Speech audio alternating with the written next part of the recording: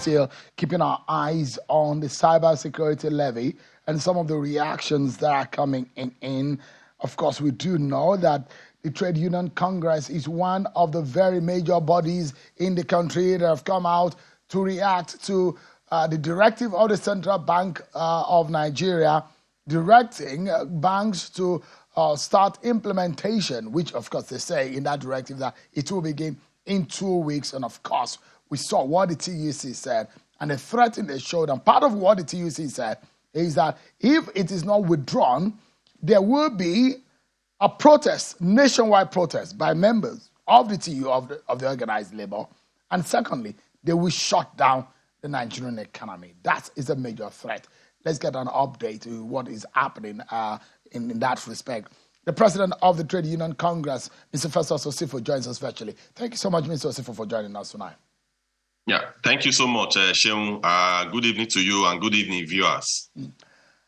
When your body, that was a statement signed by your office, that you've threatened that there will be a nationwide protest. But since that threat, and since that directive, since Monday, nothing has been heard from the federal government side.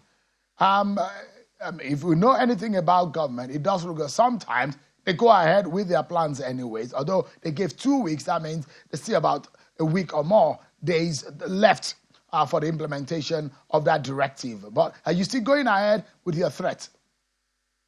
Yes, Sheung. What happened with the circular as circulated early this week? It was really shocking to us because Sheung, as you are aware and as succinctly put in that particular release that we did from the Trade Union Congress of Nigeria, really. You see, as of today, Nigerians are completely disgruntled. Sheung, you could realize that the inflation level in Nigeria today, yes, we have the inflation level as reported by the Nigerian Bureau of Statistics. Yes, a lot of bodies are also questioning the rationale behind those inflation figures. We know the cost of living crisis that we are facing today in Nigeria, most especially exacerbated by the devaluation of Naira. We all understand how difficult things are today. Sheung, the minimum wage today in Nigeria is somewhere in the neighborhood of $20 per month, not per hour, not per week, but per month. It is really difficult. It is really excruciating. So amidst all these, you are bringing a policy that you are taxing Nigerians much more. For us, cybercrime, cybersecurity should be curbed. Government should curb cybercrime. Government should curb cybersecurity. It is okay. But don't now inflict pain on Nigerians by asking Nigerians to pay for it. Pay for it with what? With their sweat? We have been battling with this government regarding fuel subsidy removal, with this government regarding electricity tariff increment, with this government regarding virtually everything. Because as an import-dependent nation, when you devalue your currency, you are touching fundamentally on every item. Both goods and services has risen. They've gone up in the last 1 year.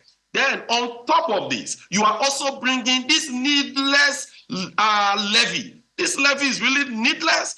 Government can go and search for money anywhere. I mean, today, we have the crude oil theft in Niger Delta. If government, for example, add additional 100,000 barrels to that, they will be able to get money to solve issues like this. They shouldn't bother Nigerians at all. And really, with the statement that we have issued, it's very clear. If this is not withdrawn, if this burden is transferred to Nigerians, at the end of the day, we are going to make good our threat because the Nigerian man is tired. An average Nigerian citizen, we are tired of this burden. We are tired of these extra taxes, of this extra levy. We just want to breathe. You, in that statement, also berated the National Assembly. Of course, a lot of Nigerians are so disappointed with the crop of our lawmakers. How can that kind of law go through?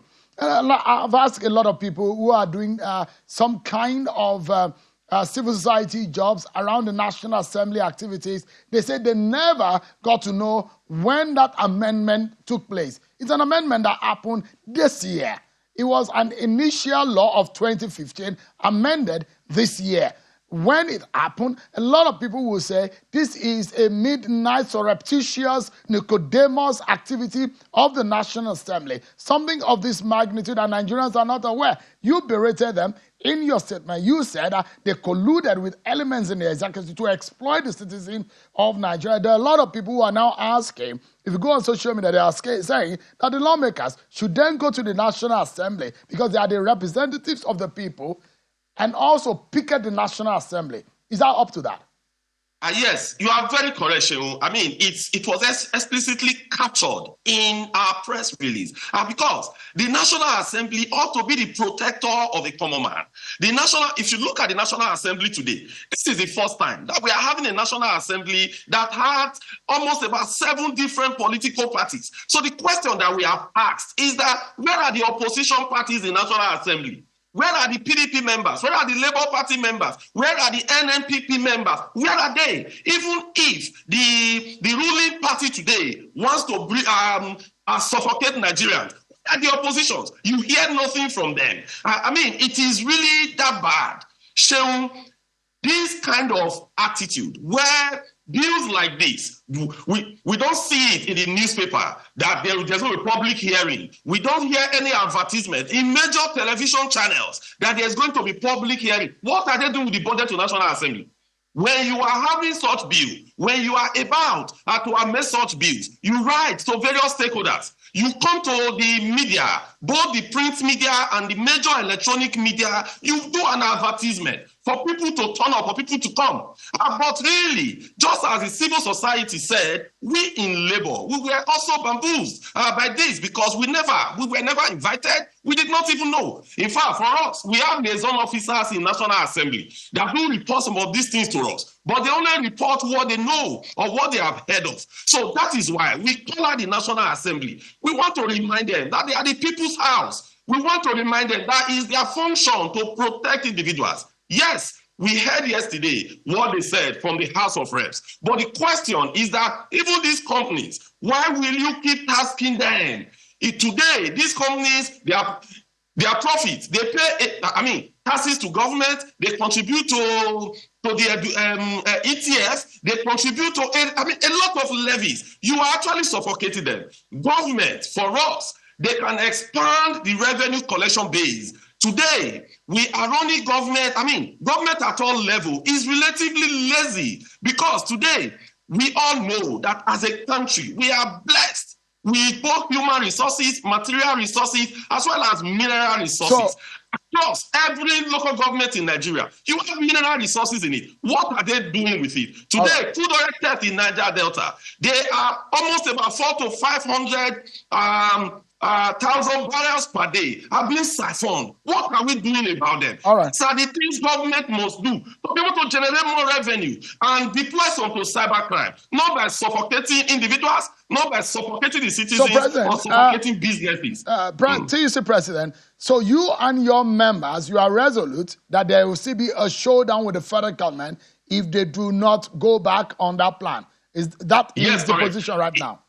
Yes, correct. If at the end of the day, if they go ahead to implement the plan, we are going to mobilize. And we are going to mobilize, and that mobilization will lead to protest, it will lead to strike. We are going to mobilize the entire Nigerians because Nigerians, we cannot continuously pay from our nose. And with revenues, or rather with salaries that are meager. Today, Shehu, you could recall as well that a professor today earns just above 400,000 naira. That is less than $300. A professor in Nigeria. Can you imagine that? Then you are saying that when this person transfers money from Zenith Bank, for example, to GT Bank, to support his family members who need support, then you will not tax such money. He will pay additional levy. In addition to the stamp duty that he's paying, in addition to the VAT on transfer duty, in addition to the transfer fee, in addition to the maintenance,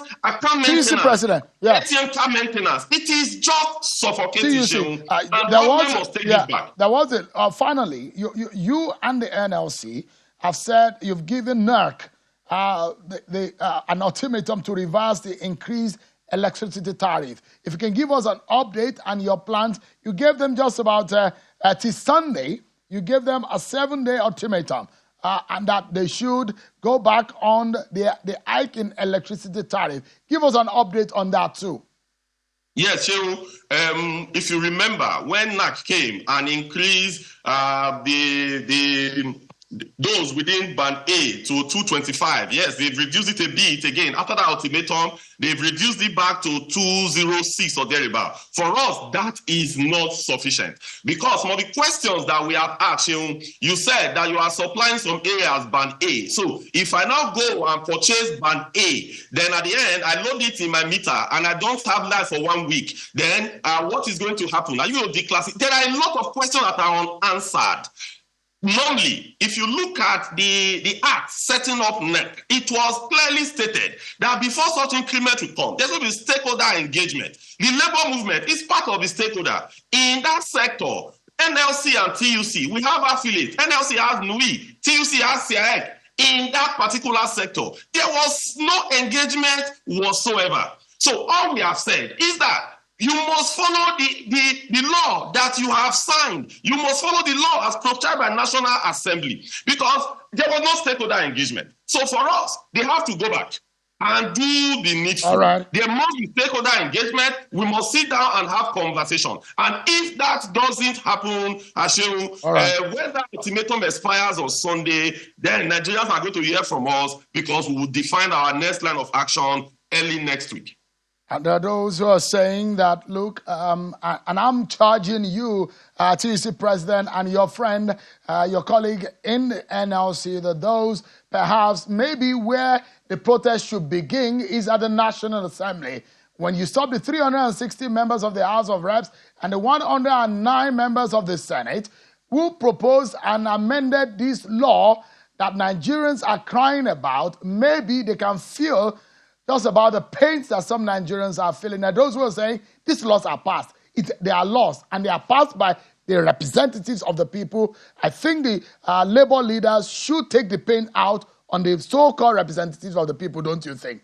I must thank you, yes. Mr. Festus Osifo, President of the TUC, for your time tonight. Thank you so much, Sheung. Thank you for having me.